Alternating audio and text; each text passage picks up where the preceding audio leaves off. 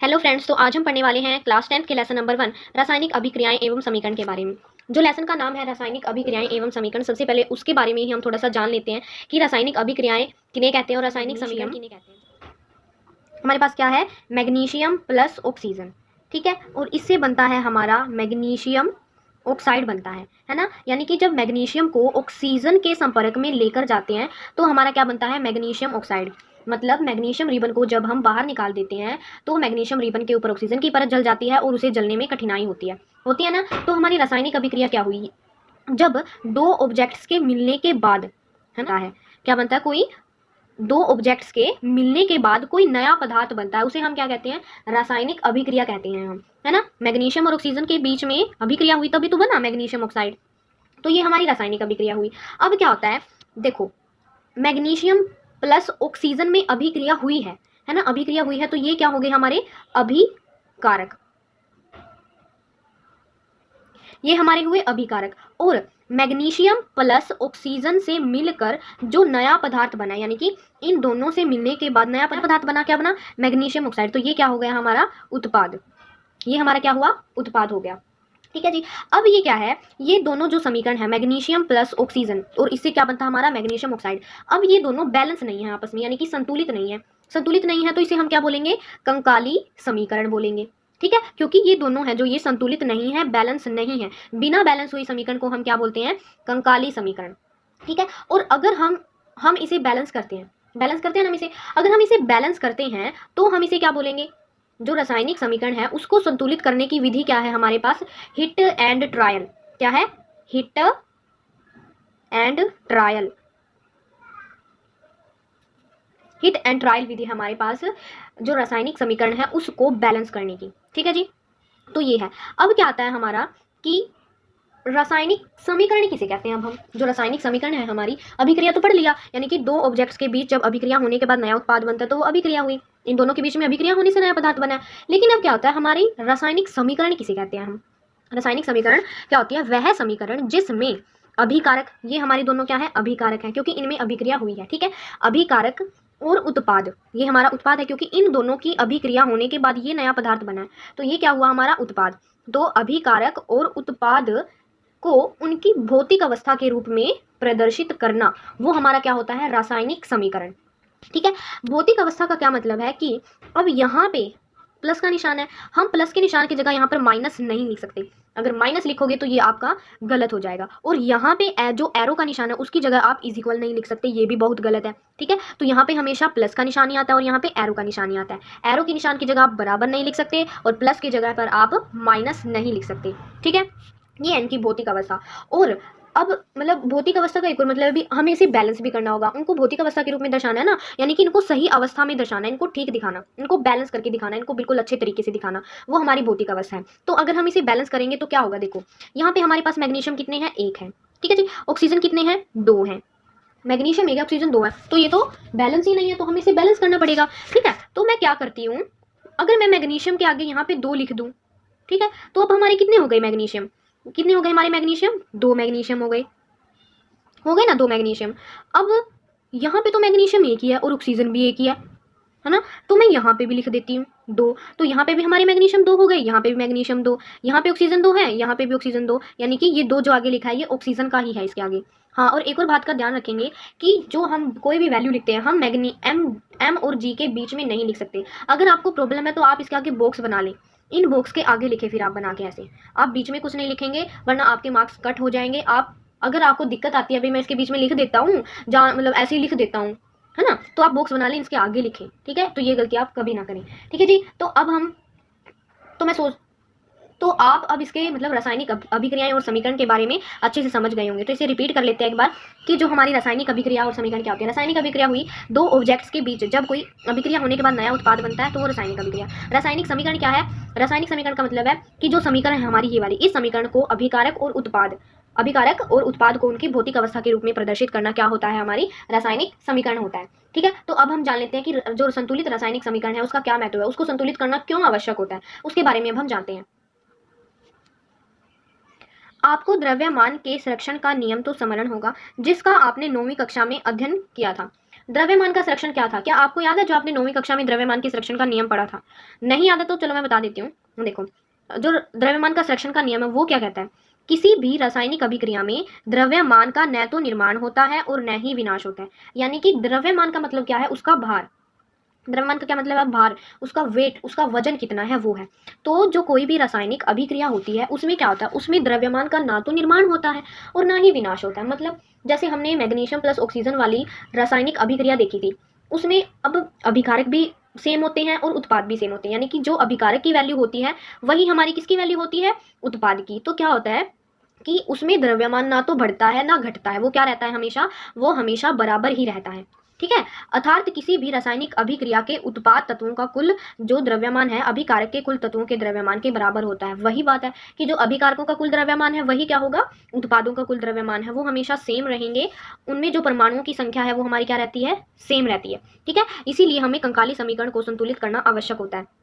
संतुलित करना क्यों आवश्यक हुआ हमें? क्योंकि जो उसके एलिमेंट्स हैं उसको बैलेंस करने के लिए, उनको समान करने के लिए हमें उन्हें बैलेंस करना जरूरी होता है। इसीलिए जो हमारी संतुलित रासायनिक समीकरण है उसका महत्व यही हो गया फिर हमारा कि जो अभिकारक है अगर उसका वेट कम होगा तो उत्पाद का ज़्यादा हो जाएगा, अगर उत्पाद का ज़्यादा है तो अभिकारक का कम हो जाएगा। इसीलिए हमें क्या है? दोनों को बैलेंस करने के लिए हमें जो हमारी रासायनिक समीकरण है उसको बैलेंस करना हमें जरूरी होता है, उसको संतुलित करना हमें जरूरी होता है। तो देखो, अब हम देखते हैं एक जो हमारी रासायनिक समीकरण है वो देखते हैं हम। देखो, रासायनिक समीकरण में हमारे पास क्या है? जिंक है प्लस सल्फ्यूरिक अम्ल है। जिंक मतलब Zn, सल्फ्यूरिक अम्ल मतलब H2SO4। इससे क्या बनता है फिर? जिंक सल्फेट यानी कि ZnSO4 plus hydrogen gas, hydrogen H2, hydrogen gas निकलती है। अब एक और बात है कि अगर हम इसे शब्दों में लिखते हैं, यानी कि जिंक लिखा, सल्फ्यूरिक अम्ल लिखा, अगर मतलब हमारी कोई बड़ी भी रासायनिक अभिक्रिया हो सकती है, जैसे हमने लिखा कार्बन डाइऑक्साइड, इतना बड़ा लिखेंगे हम, तो इससे ज़्यादा आसान तरीका क्या है कि हम उसे अंकों में लिख दें। अंकों में लिखने का मतलब है कि हम उसे लिख दें Zn प्लस H2SO4, है ना? ये लिख दे तो ये ज़्यादा आसान रहेगा। तो ये क्या है हमारा? ये है, देखो। तो हमने क्या लिखा? Zn प्लस H2SO4 और इससे क्या बना हमारा? ZnSO4 plus H2। अब इसमें देखते हैं, चलो देखते हैं, जल्दी जल्दी आओ, जल्दी जल्दी देखते हैं बैलेंस है या नहीं। आप चुटकियों में ऐसे सीख जाओगे बैलेंस करना, कोई ज़्यादा बड़ी बात नहीं है बैलेंस करना। सबसे पहले हम देखेंगे कि हमारा Zn कितना है। Zn के आगे चलो उससे पहले बॉक्स ही बना लेते हैं हम, है ना? ये हमने बना लिए जी बॉक्स, ठीक है जी। तो ये हमने बना लिए बॉक्स। अब देखते हैं हमारे पास Zn कितना है। अगर Zn के आगे कुछ नहीं लिखा है तो मतलब 1, तो Zn हमारे पास कितना है? 1। यहाँ पर कितना है हमारे पास Zn? यहाँ पर भी 1 है ना? और हमारे पास, चलो Zn ये तो हो गया हमारा कंप्लीट, ठीक है। उसके बाद देखते हैं हाइड्रोजन। हाइड्रोजन यहाँ पे H2 यानी कि हाइड्रोजन के 2 अणु हैं, यहाँ पे भी हाइड्रोजन के 2 अणु हैं, ये भी ठीक है। अब हमारे पास SO कितना है? सल्फर, सल्फर कितना है हमारे पास? सल्फर के 4 अणु हैं, है ना? SO जो हमारे पास सल्फ्यूरिक अम्ल H2SO4 है ना? तो SO के कितने हैं? 4 अणु, और यहाँ पे भी कितने हैं? 4। अरे ये तो पहले से ही बैलेंस है, हमें इसे बैलेंस करने की जरूरत ही नहीं है, ये तो पहले से ही बैलेंस है। और चलो जी, तो अब हम देखते हैं रासायनिक अभिक्रियाओं के प्रकार में संयोजन अभिक्रिया हमारी। सबसे पहले संयोजन अभिक्रिया कहते किसे हैं? संयोजन अभिक्रिया क्या है हमारी? ये देखो, जिसमें 2 या 2 से अधिक अभिकारक मिलकर एक कुल उत्पाद का निर्माण करते हैं उसे संयोजन अभिक्रिया कहते हैं। सिंपल सी है ना? तो 2 या 2 से अभिकारक, अब आपको अभिकारक का पता है, उत्पाद का पता है। अभिकारक क्या है हमारे पास? CaO plus H2O। CO मतलब बिना बुझा हुआ चूना और H2O मतलब जल। बिना बुझा हुआ चूना होती है हमारी कली, ठीक है जी। जब हम उसमें पानी मिला देते हैं तो वो क्या बन जाती है? बुझा हुआ चूना, यानी कि वो बुझ जाती है फिर, ठीक है। और उससे क्या निकलता है? जब हम उसको पानी में डालते हैं, पानी में डालने से क्या होता है? उसमें से ऊष्मा निकलती है ना, है ना? तो प्लस हमारी उसमें से ऊष्मा निकलती है। तो क्या है कि 2 अभिकारक मिलकर, 2 अभिकारक मिले, CaO प्लस H2O, 2 अभिकारक मिले हमारे, और उनसे क्या बना फिर हमारा? बुझा हुआ चूना, एकल उत्पाद बन गया। ऊष्मा तो चलो निकल कर ऊपर चली जाती है हमारी, तो इसका कोई रोल नहीं है, ये कोई उत्पाद वगैरह नहीं है हमारा, ठीक है। तो 2 अभिकारक से मिलकर क्या बना हमारा? एक उत्पाद बन गया। तो ये हो गई हमारी संयोजन अभिक्रिया। अब संयोजन का मतलब ही क्या है? संयोग, संयोग है ना, यानी कि 2 या 2 से अधिक पदार्थों का संयोग। अब संयोग क्या होगा? 2 या 2 से अधिक पदार्थों का ही होगा। अब एक का संयोग तो हो नहीं सकता, तो आप इसे नाम से भी याद रख सकते हैं कि संयोजन, संयोजन मतलब संयोग, 2 या 2 से अधिक पदार्थों का संयोग, ठीक है। तो ये हमारी होती है संयोजन अभिक्रिया। अब इससे एक और क्वेश्चन बनता है हमारा कि जब हमने इन 2 अभिकारकों को मतलब इस अभिकारक को जल में मिलाते हैं जब हम, तो क्या बनता है हमारा? बुझा हुआ चूना, और उसमें ऊष्मा निकलती है ना। तो क्या बना हमारा? इसकी डेफिनेशन क्या हुई? ऐसी अभिक्रिया जिसमें जब उत्पाद का निर्माण होता है तो उसमें से जब ऊष्मा निकलती है तो उसे हम क्या बोलेंगे? ऊष्माक्षेपी अभिक्रिया, है ना? 2 क्वेश्चन के आंसर हो गए ना हमारे। पहला तो क्या हुआ कि 2 या 2 से अधिक अभिकारक मिलकर एक उत्पाद बनाएंगे तो वो संयोजन अभिक्रिया। दूसरा क्या हुआ? जब मतलब जब उत्पाद का निर्माण होता है तो उसके साथ साथ जो हमारी ऊष्मा है वो निकलती है, तो वो क्या होती है हमारी ऊष्माक्षेपी अभिक्रिया। ठीक है, तो आगे बढ़ते हैं। अब इसमें क्या है आपका ऊष्माक्षेपी अभिक्रिया में एक और क्वेश्चन बनता है जो पूछा जाता है आपसे, क्या है कि जो हमारा श्वसन है वो भी तो ऊष्माक्षेपी अभिक्रिया है। जो श्वसन है हमारा वो क्या है, वो भी तो ऊष्माक्षेपी है। यानी कि जब हम कोई पदार्थ या चीज को खाते हैं तो हमारे शरीर को ऊष्मा मिलती है, हमारे शरीर को ऊर्जा मिलती है ना। तो हमारी श्वसन भी क्या हुई, ऊष्माक्षेपी अभिक्रिया। ठीक है, श्वसन भी ऊष्माक्षेपी अभिक्रिया हुई। तो ये क्या कह रहा है, हम जानते हैं कि जीवित रहने के लिए हमें ऊर्जा की आवश्यकता होती है। हाँ भाई, सबको ही पता है कि जब अगर हमें ऊर्जा ही नहीं मिलेगी तो हम जीवित कैसे रहेंगे। तो जीवित रहने के लिए हमें ऊर्जा की आवश्यकता होती है। यह ऊर्जा हमें कहाँ से मिलती है, यह ऊर्जा हमें भोजन से प्राप्त होती है। ठीक है, अगर हम भोजन ही नहीं खाएंगे तो ऊर्जा काहे को मिलेगी हमें भाई। ठीक है, तो यह ऊर्जा हमें कहाँ से प्राप्त हुई, भोजन से। जब पाचन क्रिया होती है, पाचन क्रिया के समय जो खाद्य पदार्थ होते हैं वो छोटे छोटे टुकड़ों में टूट जाते हैं। जब हमारे शरीर में भोजन पचता है ना, भोजन पचता है, वो कैसे पचता है भाई, आपको उसकी प्रोसेस जाननी है तो आप मेरे चैनल पर जाकर देखिए पाचन क्रिया के बारे में। तो पाचन क्रिया के समय क्या होता है, जो खाद्य पदार्थ होते हैं वो छोटे छोटे टुकड़ों में टूट जाते हैं। मैं इसके ऊपर ऑलरेडी वीडियो बना चुकी हूँ पाचन क्रिया के बारे में, अब मैं इसे दोबारा से नहीं समझाऊंगी, आप वहां पर जाकर इसे देख सकते हैं। ठीक है, तो हमारे पास क्या है, जब पाचन क्रिया होती है हमारा भोजन पचता है तो छोटे छोटे जो पदार्थ होते हैं उनमें टूट जाता है वो। जैसे हमारे पास क्या है, चावल, आलू, ब्रेड। ठीक है, जो ये होते हैं ये छोटे छोटे टुकड़ों में टूट जाते हैं और इनमें होता है कार्बोहाइड्रेट्स, जो हमारे शरीर को क्या प्रदान करता है, ऊर्जा प्रदान करता है हमारे शरीर को। ठीक है, और इन कार्बोहाइड्रेट्स के टूटने से ग्लूकोज, जो ग्लूकोज है हमें वो प्राप्त होता है। ग्लूकोज क्या होता है पता है, ग्लूकोज को जिसे हम क्या कहते हैं, गुलाकोज, गुलाकोज कहते हैं ना, वो ग्लूकोज है, उसका सही नाम ग्लूकोज है। तो आगे से गुलाकोज नहीं बोलेंगे, आगे से बोलेंगे ग्लूकोज। ग्लूकोज में क्या होता है हमारे पास, कार्बन, हाइड्रोजन और ऑक्सीजन। कार्बन के 6 अणु, हाइड्रोजन के 12, ऑक्सीजन के 6 अणु होते हैं हमारे पास सबसे पहले। उसमें हम क्या मिलाते हैं, ऑक्सीजन को मिला देते हैं, 2 हो गए, अब 6 दूनी 12 हो गई, 12 हो गए ना। अब इनसे क्या बनता है हमारे पास, जो हमारे मतलब इन जो हमने खाना खाया उससे ग्लूकोज बना। फिर ग्लूकोज का क्या होता है हमारे शरीर में, जो हमारे पास कार्बन डाइऑक्साइड होती है वो तो शरीर से बाहर निकल जाती है, H2O होता है, वो क्या होता है हमारे शरीर को ऊर्जा प्रदान करता है। अब जो कोई पेशेंट बीमार है उसे सिर्फ ग्लूकोज ही चढ़ाई जाती है ना। जो पेशेंट बीमार है उसको केवल ग्लूकोज चढ़ाई जाती है, जो उसके शरीर को ऊर्जा प्रदान करती है, उसके शरीर में पानी की कमी को पूरा करती है, और प्लस क्या मिलती है हमें, ऊर्जा मिलती है हमें। ठीक है, तो ये है ग्लूकोज। जो ग्लूकोज है उसका सूत्र है ये, वो ग्लूकोज कैसे बनता है हमारे शरीर में, उसकी क्या प्रोसेस होती है, तो ये है वो ग्लूकोज। ठीक है, तो हम कहाँ थे, शरीर की कोशिकाओं में उपस्थित ऑक्सीजन में मिलकर हमें ऊर्जा प्रदान करता है। ये ग्लूकोज क्या करेगा, जो हमारे शरीर में क्या होती है ऑक्सीजन, ये रही हमारी ऑक्सीजन, ऑक्सीजन से मिलकर क्या हमें प्रदान करेगा, ऊर्जा हमें प्रदान करेगा। जो यहाँ पे लिखी हुई है ना ये वाली ऊर्जा, तो हमें ऊर्जा प्रदान करेगा वो। ठीक है, इस अभिक्रिया का विशेष नाम श्वसन है। जो श्वसन है हमारी अभिक्रिया उसका नाम है जो श्वसन है। इसका अध्ययन हम अध्याय 6 में करेंगे। तो अध्याय 6 में पाचन क्रिया के बारे में भी है, हमारी हार्ट के बारे में भी है, श्वसन के बारे में भी, हमारे उत्सर्जन तंत्र के बारे में भी है, सब कुछ है वहाँ पर हम इसे डिटेल से पढ़ेंगे। लेकिन मैं इसके ऊपर ऑलरेडी वीडियो बना चुकी हूँ, अगर आपको इसे डिटेल से देखना है, उसमें सारा नेफ्रॉन्स है, हमारे जो हमारा मानव उत्सर्जन तंत्र है उसके बारे में बिल्कुल डिटेल से मैंने वीडियो डाली हुई है, वो आप उसे देख सकते हैं। तो चलिए अब हम आगे पढ़ लेते हैं जो हमारी रासायनिक अभिक्रियाएं हैं उनके प्रकार के बारे में। तो चलिए देखते हैं। तो वियोजन अभिक्रिया क्या होती है, वियोजन अभिक्रिया होती है संयोजन अभिक्रिया का बिल्कुल उल्टा। संयोजन में हमने क्या पढ़ा था, संयोजन में हमने पढ़ा था कि 2 या 2 से अधिक अभिकारक मिलकर एक उत्पाद बनाते हैं। लेकिन इसमें क्या होता है, एक अभिकारक टूटता है, एक अभिकारक टूट जाता है और वो बनाता है 2 या 2 से अधिक उत्पाद। ठीक है, देखो क्या कह रहा है ये, इस अभिक्रिया में एकल अभिकारक टूटकर छोटे छोटे उत्पाद का निर्माण करता है। यानी कि एक जो अभिकारक है हमारा वो टूटता है और क्या बनाता है, छोटे छोटे उत्पाद बनाता है। जैसे हमारे पास है AgCl।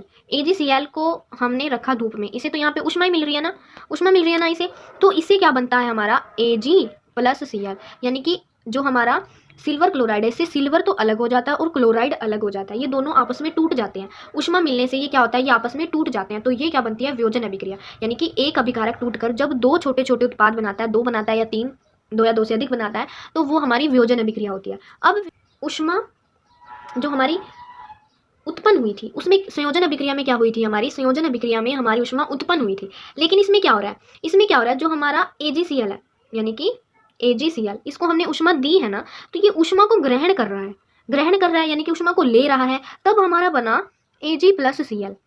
तब बना ना, क्योंकि ऊष्मा को ले रहा है, हमारा ले रहा है ना, तो ये क्या हुई हमारी, ये हुई ऊष्मा शोषी अभिक्रिया, है ना। तो सीधी सी बात है कि जो हमारी ऊष्मा शोषी अभिक्रिया है वो क्या होती है, उसको बारे में देखते हैं। ऐसी अभिक्रिया जिसमें ऊष्मा का अवशोषण होता है, यानी कि ऊष्मा को सोख लिया जाता है, उसे बोलते हैं ऊष्मा शोषी अभिक्रिया। अब आप इस रासायनिक समीकरण में भी देख सकते हैं, यानी कि हमारे पास क्या है, चूना पत्थर है, CaCO3 चूना पत्थर है, उसको दे दी ऊष्मा, ऊष्मा दे दी, उससे क्या बना, बुझा हुआ चूना प्लस मतलब बिना बुझा हुआ चूना और कार्बन डाइऑक्साइड, ये बनते हैं हमारे, है ना। तो जब हम चूना पत्थर को तोड़ते हैं, पहले तो वो पत्थर ही होता है, तोड़ते हैं, उससे हम कली बनाते हैं और उससे क्या निकलती है, कार्बन डाइऑक्साइड गैस निकलती है। तो ये होगी हमारी ऊष्मा शोषी अभिक्रिया, यानी कि ये चूना पत्थर है जो ऊष्मा को ले रहा है, फिर दो हमारे उत्पाद बना रहा है, ठीक है। तो ये हो गई हमारी ऊष्मा शोषी अभिक्रिया। अब हम देखते हैं विस्थापन अभिक्रिया के बारे में। जो हमारी विस्थापन अभिक्रिया है वो क्या है, ठीक है, चलो देखते हैं क्या होती है। देखो, जो विस्थापन अभिक्रिया है मतलब क्या है, विस्थापन, एक जो वस्तु है हमारा, उसे हम दूसरे स्थान पर रख देते हैं तो उसका विस्थापन हो जाता है, वो विस्थापित हो जाती है, एक स्थान से हमने हटाई दूसरे पे रख दी। अब इसका एग्जाम्पल ले सकते हो, ये विस्थापन अभिक्रिया है, इसका एग्जाम्पल ले सकते हो, जैसे ये एक बेंच है, एक बेंच पे कितने लड़के बैठे हैं, 3 बैठे हैं। अब उसमें से क्या है, जो 2 हैं वो तो ज़्यादा स्ट्रोंग हैं और जो एक है, एक क्या है, बिल्कुल कमज़ोर सा है। 2 तो स्ट्रोंग है लेकिन एक क्या है, ज़्यादा कमज़ोर है। तो वो 2 क्या करते हैं, उसे उसकी सीट से विस्थापित कर देते हैं, उसे कहते हैं भाई तू तो जा, तो ये हमारी, यानी कि उस पर कब्जा कर लेते हैं ये, तो वो विस्थापन कर देते हैं, यानी कि वो खुद तो बैठ जाते हैं और उसे बाहर भगा देते हैं, है ना। तो ये हो गई हमारी विस्थापन अभिक्रिया। विस्थापन अभिक्रिया क्या हुई, वह अभिक्रिया जिसमें एक तत्व दूसरे तत्व को उसके यौगिक से विस्थापित कर देता है, विस्थापन अभिक्रिया कहलाता है। यौगिक का मतलब है, जैसे उस बेंच पे वो बच्चा बैठा था, उस बेंच पर उसकी सीट थी, उसका वो यौगिक था, लेकिन वो 2 बच्चे हैं जो उसको उसकी जगह से विस्थापित कर देते हैं, तो वो उसका विस्थापन हो गया। तो ये हो गई हमारी विस्थापन अभिक्रिया, ठीक है। तो अब हम क्या करते हैं, हम इसे एक क्रियाकलाप के माध्यम से देखते हैं। देखो, लोहे की 3 कील लीजिए, लोहे की 3 कील लीजिए और उन्हें रेगमार से अच्छी तरह से साफ कीजिए, जो हमारा रेगमार होता है उसे साफ कर लीजिए। अब क्या करना है, A B से चिन्हित की गई 2 परख नलियाँ लेनी है हमें, और प्रत्येक में क्या डालना है, 10 ml कॉपर सल्फेट का विलयन डालना है, यानी कि हमने 2 परख नली लेनी है, एक और लेनी है ऐसी ऐसी 2 परख नली लेनी है और उसमें 10 ml कॉपर सल्फेट हमने डाल देना है। उसके बाद क्या करना है, 2 कीलों से धागे से बांध कर उन्हें सावधानी पूर्वक परख नली, जो हमारी परख नली B के कॉपर सल्फेट के विलयन में 20 मिनट तक डुबो कर रखिए। जैसे कि चित्र हमने कहाँ दिखाया गया है, चित्र 1.8 में दिखाया गया, यानी कि इन्होंने 2 कील ले ली है और 2 कील को रख दिया है कॉपर सल्फेट के विलयन में 20 मिनट तक। अब इस जो ये दूसरी परख नली है इसमें भी कॉपर सल्फेट डाला है।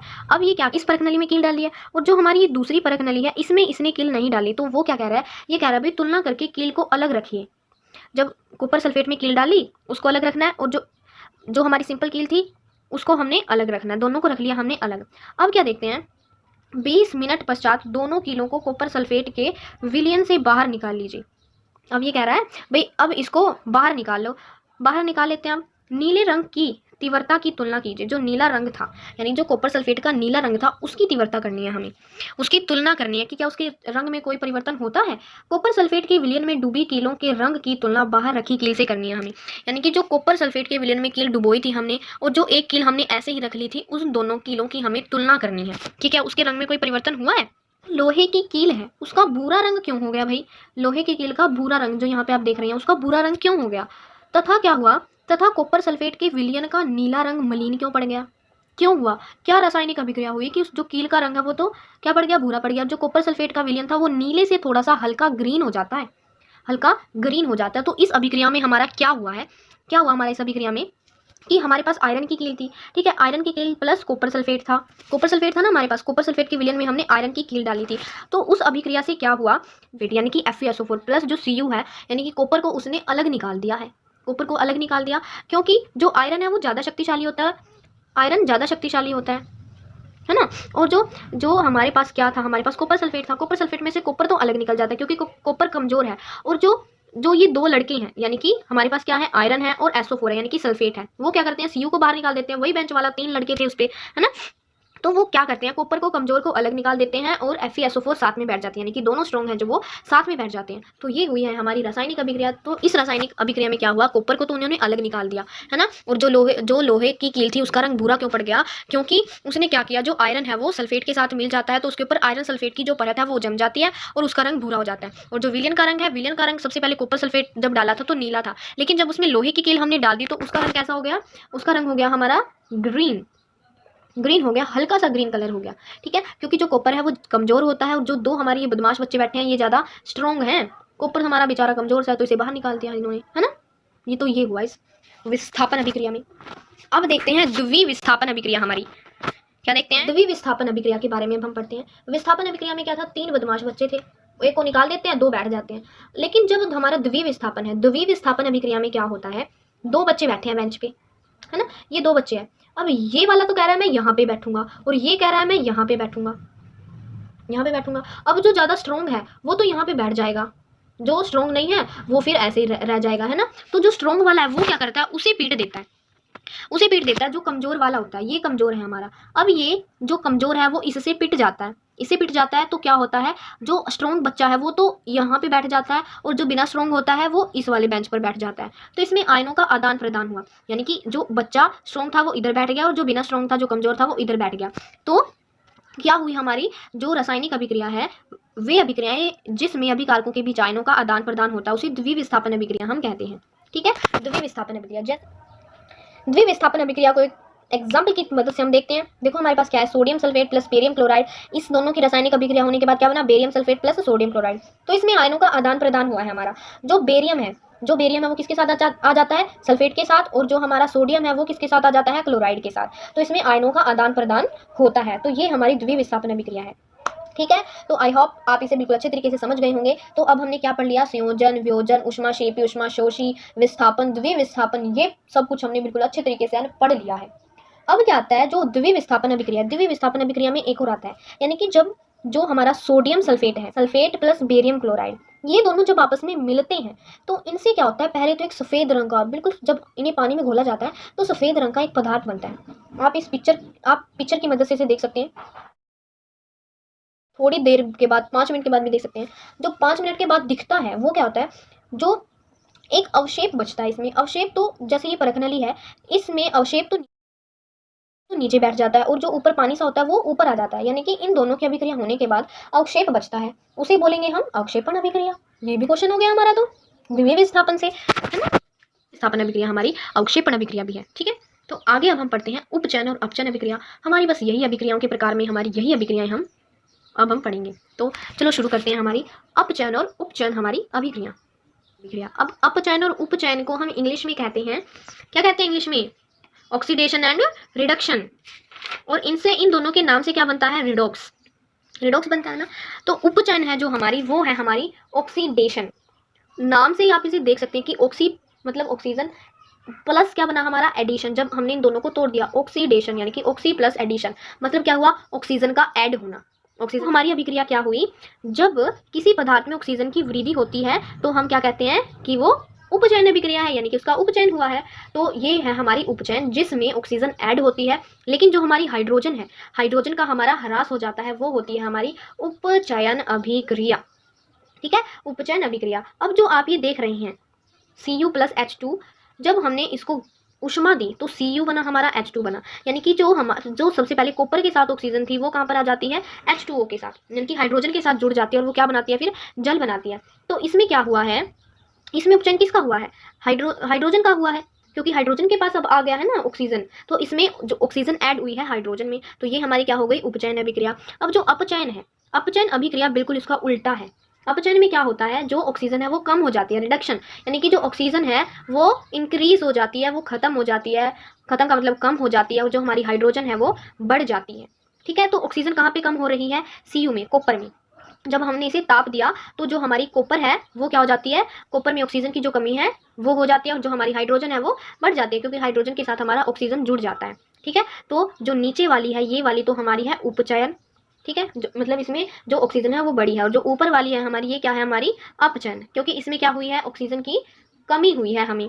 तो ये है हमारी अपचयन और उपचयन अभिक्रिया, है ना। तो अपचयन और उपचयन को बिल्कुल अच्छे तरीके से पढ़ेंगे, याद करेंगे, चारण और विकृत गंधिता, फिर ये लेसन हमारा कंप्लीट हो जाता है। तो अब हम उनके बारे में जल्दी जल्दी से देख लेते हैं। क्या आपने दैनिक जीवन में उपचयन अभिक्रियाओं के प्रभावों को देखा है, जब उपचयन यानी कि ऑक्सीजन बढ़ जाती है, जब एकदम याद आना चाहिए, उपचयन, उपचयन, ऑक्सीडेशन, ऑक्सीडेशन मतलब ऑक्सीजन का ऐड होना, उपचयन अभिक्रिया, हाँ भाई याद है। उपचयन कैसे होगा, ऑक्सीजन के बढ़ने से होगा। जब वाटर है जो बढ़ जाता है, हमारी अम्ल बढ़ जाता है, आर्द्रता बढ़ जाती है, तो उससे क्या होता है, उससे लोहे की वस्तुओं पर क्या हो जाता है, संक्षारण हो जाता है। देखते हैं कैसे। आपने अवश्य देखा होगा कि लोहे की जो हमारी वस्तुएं बनी होती हैं नई, वो कैसी होती हैं, बिल्कुल चमकीली चमकीली होती हैं, बिल्कुल अच्छी। लेकिन क्या होता है, लेकिन कुछ समय पश्चात उन पर लालिमा युक्त भूरे रंग की परत चढ़ जाती है। ऐसा क्यों होता है भाई? प्राय इस प्रक्रिया को हम लोहे पर जंग लगना कहते हैं। तो लोहे पर जंग लगना हम किसे कहेंगे कि जो लोहे की वस्तुएं होती हैं वो चमकीली होती हैं, लेकिन जब हम कुछ समय के बाद उन्हें देखते हैं तो उन पर भूरे रंग की लालिमा युक्त परत चढ़ जाती है, तो उसे लोहे पर जंग लगना हम कहते हैं। किसे कहेंगे? लोहे पर जंग लगना। जब लोहे पर लालिमा युक्त भूरे रंग की परत चढ़ जाती है तो वो हो गया हमारा लोहे पर जंग लगना। लेकिन हमारा संक्षारण क्या हुआ फिर? संक्षारण के बारे में देखते हैं, संक्षारण क्या है। देखो, कुछ अन्य धातुओं में भी ऐसा ही परिवर्तन होता है। क्या आपने चांदी और तांबे पर चढ़ने वाली परत के रंग पर ध्यान दिया है कभी? दिया भाई? जो चांदी है वो काली हो जाती है और जो तांबा है वो हरा क्यों हो जाता है? क्योंकि ऑक्सीजन के संपर्क में आया है, पानी के संपर्क में आया है, नमी के संपर्क में आया है, अम्ल के संपर्क में आया है, इसीलिए तो हुआ है वो। अब जो चांदी की पायल होती है वो क्या होती है, उस पर पानी भी लगता है, हमारा साबुन भी लगती है, रूखा सूखा, धूप गर्मी छाँव सब कुछ लगता है, तो वो ऑक्सीजन के संपर्क में आई है तो वो कैसी हो जाती है, हमारी काली पड़ जाती है। और ऐसा ही काम हमारे जो तांबे के बर्तन होता है उनके साथ होता है, उन पर हरे रंग की जो परत है वो चढ़ जाती है। ठीक है। तो जब कोई धातु अपने आसपास अम्ल, आर्द्रता आदि के संपर्क में आती है तब ये संक्षारित होने लगती है। तो क्या होती है, ये संक्षारित होने लगती हैं और इसे हम क्या बोलते हैं, इसे बोलते हैं हम संक्षारण। इसे क्या बोलते हैं? संक्षारण। यानी कि जब कोई वस्तु क्या होती है, आर्द्रता के संपर्क में, अम्ल के, पानी में, धूप छाँव उनके संपर्क में आती है तो उस पर जो जंग लगना है वो शुरू हो जाता है और वो हमारा संक्षारण कहलाता है। तो इसमें हमारी 2 क्वेश्चंस के आंसर हैं कि इसे कहेंगे हम लोहे पर जंग लगना किसे कहते हैं? जब लोहे पर लालिमा युक्त भूरे रंग की परत चढ़ जाती है वो तो लोहे पर जंग लगना है। लेकिन संक्षारण क्या है? जब लोहे की जो वस्तु है अम्ल, आर्द्रता, हवा, धूप, पानी आदि के संपर्क में आने से जब वो संक्षारित होने लगती है तो उसे हम क्या बोलते हैं? उसे हम बोलते हैं संक्षारण। ठीक है।